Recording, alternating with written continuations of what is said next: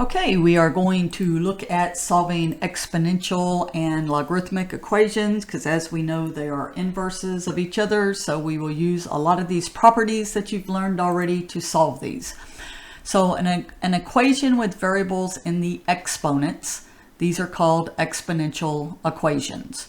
And we're going to see different properties that we can use, such as I can make the bases the same, and then you see the exponents become equal. So this is kind of a nice property. So if you start with something like this, if I can turn 32 into something with a base 2, now I set the exponents equal to each other, and I have something very quick and easy that I can solve.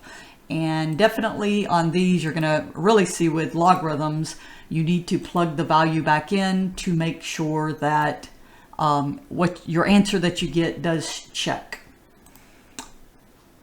All right, and another nice property to know, if we have log with the same bases here, then I can actually set now my argument, my m and n, equal to each other.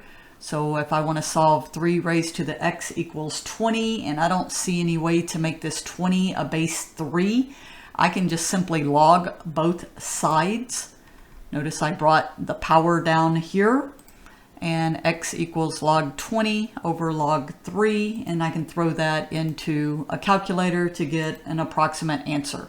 I can check this by finding 3 raised to this power is approximately 20.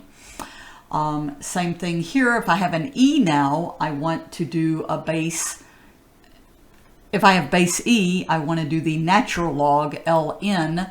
So I just divided 100 on both sides. If I look at this and bring the 0.08 down, remember ln of e is 1.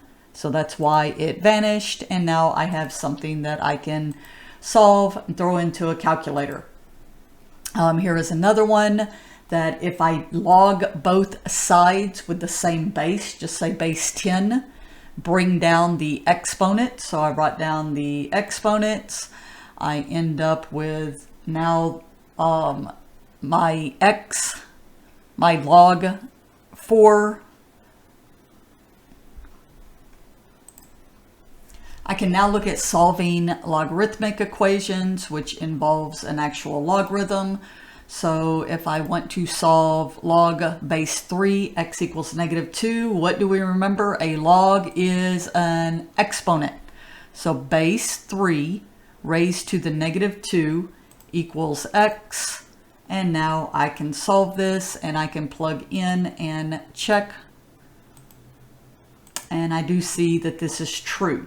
Now, logarithms are the ones you have to be careful. So let's look at this one. So if I want to solve this logarithm equation, notice the first step. I turn the sum into a product, remember in our properties.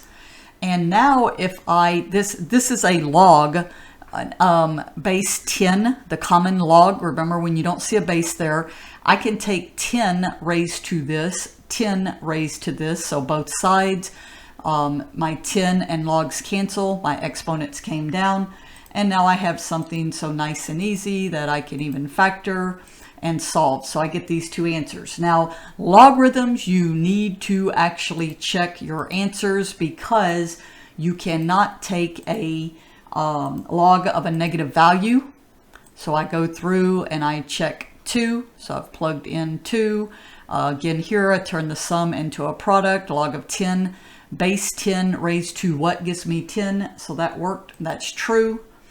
But when I plug in -5, here we have an issue. You cannot, try it. Pick your calculator up and try log of -5.